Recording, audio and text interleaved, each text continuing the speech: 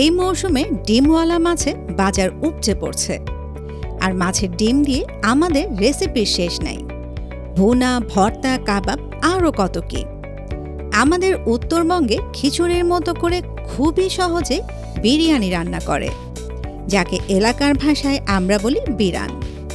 এবার আমি দর্শকদের জন্য এলাকার রেসিপিতে মাছের ডিম দিয়ে বিরান করে দেখাচ্ছি। রান্নায় চলে আসলাম। 1/4 কাপ রান্নার তেল নিয়ে নিলাম।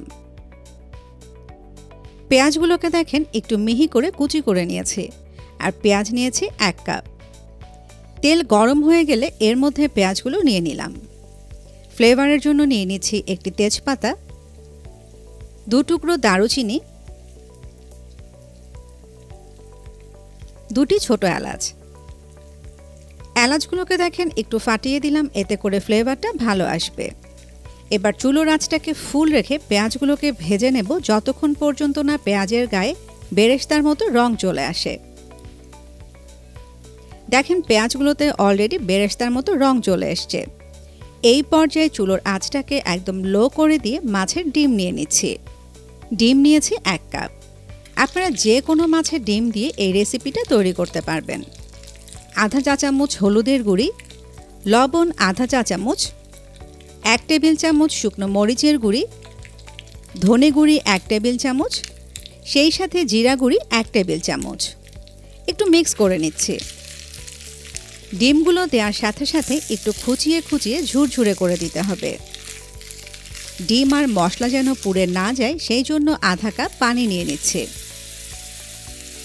1 টেবিল চামচ আদা বাটা, সেই সাথে রসুন বাটা 1 টেবিল চামচ।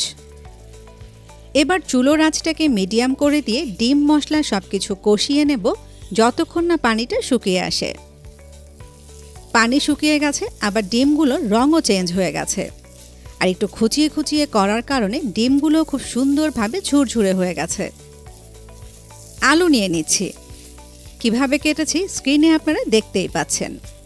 আর আলু নিয়েছি আমি মাঝারি সাইজের 4টি। আজকের খিচুড়িটা আমি রান্না করব এসিআই পিওর ব্র্যান্ডের চিনি গুঁড়া সুগন্ধি চাল দিয়ে। চাল নিয়েছি 1 কাপ, মানে ডিম যতটুকু চালও ততটুকু। চালগুলোকে পানি দিয়ে ভালো করে পরিষ্কার করে পানিটা ঝরিয়ে তারপর ডিম আর আলুর ভেতর দিতে হবে। এবার চালগুলোকে কষিয়ে নেব মিনিট 5। মনে আছে তো, চুলোর আঁচ কিন্তু থাকবে মিডিয়ামে। চাল কষানোর সময় অনবরত নেড়েচেড়ে কষাতে হবে। ভালো কথা, আমি ডিম নিয়েছি রুই মাছের। আগেই বলেছি আপনারা চাইলে অন্যান্য যে কোনো মাছের ডিম দিয়ে এই রেসিপিটা তৈরি করতে পারবেন। চাল নিয়েছিলাম 1 কাপ, তার দ্বিগুণ পানি মানে 2 কাপ পানি নিয়ে নিচ্ছি। তবে আমি পানি দিচ্ছি 3 কাপ, যেহেতু আলু আছে, আলুগুলোকেও সেদ্ধ করতে হবে। এই পর্যায়ে লবণ দিয়ে দিচ্ছি 1 চা চামচ। একটু মিক্স করে নিচ্ছি। এই পর্যায়ে পানিটা একটু চেখে দেখবেন। যদি নোনতা মনে না হয় সেক্ষেত্রে আরও কিছুটা লবণ অ্যাড করে দেবেন। ফ্লেভারের জন্য 7-8টা কাঁচামরিচ একটু টুকরো করে দিয়ে দিচ্ছি। এটা কিন্তু ঝাল বাড়াবে না, শুধুমাত্র খিচুড়িতে একটা ফ্লেভার নিয়ে আসবে। পানি দেওয়ার পরপরই চুলোর আঁচটা ফুল করে দিয়েছে।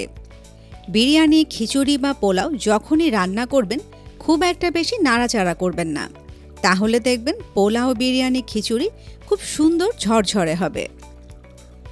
আমি আলতো করে একটু মিক্স করে নিচ্ছি। এবার অপেক্ষা করছি পানিটা চালের গায়ে গায়ে আসা পর্যন্ত। পানি চালের গায়ে গায়ে চলে এসছে। এই পর্যায়ে চুলোর আঁচটাকে মিডিয়াম করে দিয়ে ঢাকনা দিয়ে ঢেকে অপেক্ষা করব 5 মিনিট। এই 5 মিনিটে একবারও ঢাকনাটা খুলব না বা নাড়াচাড়াও করব না। 5 মিনিট পর ঢাকনাটা খুলে একটু আলতো করে উল্টে পাল্টে দেব। অলরেডি দেখেন চালগুলো খুব সুন্দরভাবে ফুটে গেছে, আর কালারটাও দেখেন কত সুন্দর দেখাচ্ছে। এখন এই খিচুড়ির আসল টুইস্ট, সেটা হচ্ছে আচারের তেল। আমি 2 টেবিল চামচ আচারের তেল দিয়ে দিচ্ছি, তবে তেলটা অবশ্যই মশলা সহ দিতে হবে। আপনারা যে কোনো টক আচারের তেল দিতে পারেন। তবে মিষ্টি আচারের তেল দিলে কিন্তু ভালো লাগবে না। এবার চুলোর আঁচটাকে একদম লো করে দিয়ে ঢাকনা দিয়ে ঢেকে অপেক্ষা করব আরও 5 মিনিট। এই 5 মিনিটের মাঝেও কিন্তু আমি একবারও ঢাকনাটা খুলব না বা নাড়াচাড়া করব না। এতে করে আচারের তেলের ফ্লেভারটা পুরো খিচুড়ির মধ্যে খুব সুন্দরভাবে ব্লেন্ড হয়ে যাবে। 5 মিনিট হয়ে গেলে চুলোটা বন্ধ করে দিয়ে বন্ধ চুলোর উপরেই খিচুড়িটাকে রেখে দেব আরও 5 মিনিট। আর এর পরপরই আমি পরিবেশনে চলে যাব।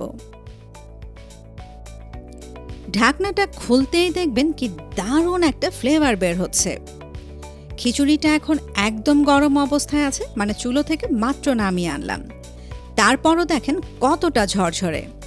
একটু ঠান্ডা হলেই দেখবেন এটা আরও অনেক বেশি ঝরঝরে হয়ে যাবে। এরকম ধোয়া ওঠা খিচুড়ি কার কার পছন্দ আমাকে অবশ্যই কমেন্টে জানাবেন। প্যানের তলাটা একটু দেখিয়ে দিচ্ছি, দেখেন একটুও কিন্তু লেগে যায়নি। ভালো কথা, এই খিচুড়ি কিন্তু খেতে হবে গরম গরম। যেহেতু মাছের ডিম আর আলু দিয়ে রান্না করেছে, খাওয়ার জন্য এডিশনাল আর কিছুর প্রয়োজনই নেই। তারপরও আপনারা চাইলে ভর্তা বা ডিম ভাজি দিয়ে খেতে পারেন। সবাই ভালো থাকবেন, আমাদের জন্য একটু দোয়া করবেন। এতক্ষণ সময় দিয়ে সাথে থাকার জন্য সবাইকে অসংখ্য অসংখ্য ধন্যবাদ।